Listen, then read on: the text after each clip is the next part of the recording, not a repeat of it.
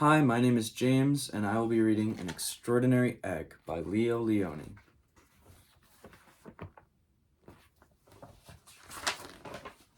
On Pebble Island, there lived 3 frogs, Marilyn, August, and one who was always somewhere else.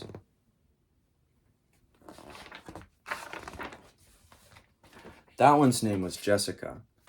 Jessica was full of wonder. She would go on long walks, way to the other side of Pebble Island, and return at the end of the day shouting, "Look what I found!" And even if it was nothing but an ordinary little pebble, she would say, "Isn't it extraordinary?" But Marilyn and August were never impressed. One day, in a mound of stones, she found one that stood out from all the others. It was perfect, white like the snow and round like the full moon on a midsummer's night. Even though it was almost as big as she was, Jessica decided to bring it home.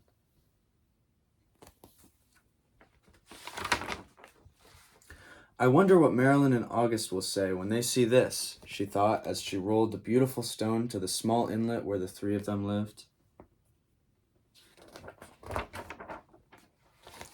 "Look at what I found," she shouted triumphantly.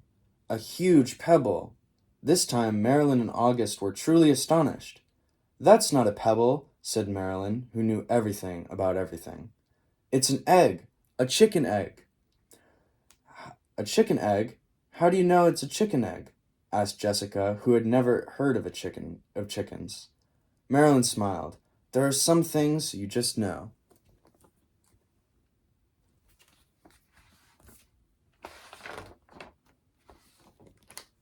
A few days later, the frogs heard a strange noise coming from the egg.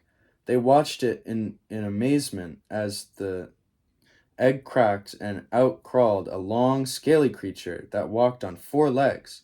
"See!" exclaimed Marilyn. "I was right. It is a chicken egg." "A chicken!" they all shouted. The chicken took a deep breath, grunted, gave each of the astonished frogs a look, and said in a small, raspy voice, "Where is the water?" "Straight ahead," the frogs cried out excitedly. The chicken threw herself into the water, and the frogs dove in after her.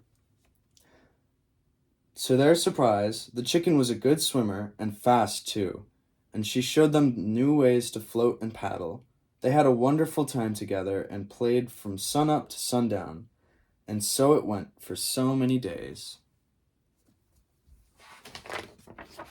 Then, one day when Jessica was somewhere else, August and Marilyn saw a commotion in the water below them. Someone was in trouble. Quickly, the chicken dove into the dark pool. August and Marilyn were frightened. After a few long moments, the chicken reappeared, carrying Jessica. "I'm all right," she called. "I got tangled in the weeds, but the chicken saved me."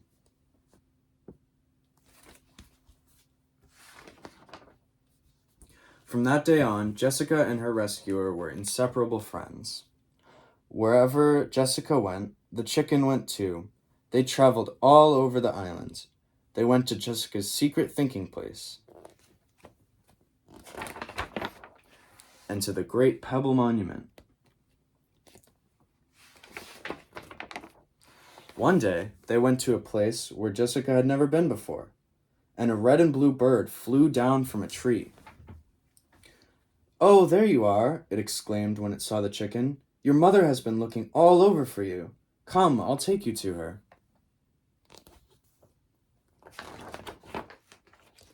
They followed the bird for a very long time.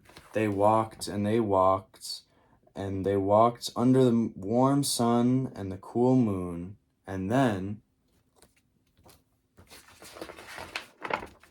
they came upon the most extraordinary creature they had ever seen.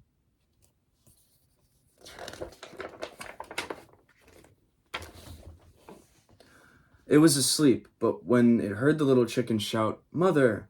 it slowly opened one eye, smiled an enormous smile, and in a voice as gentle as the whispering grass said, "Come here, my sweet alligator."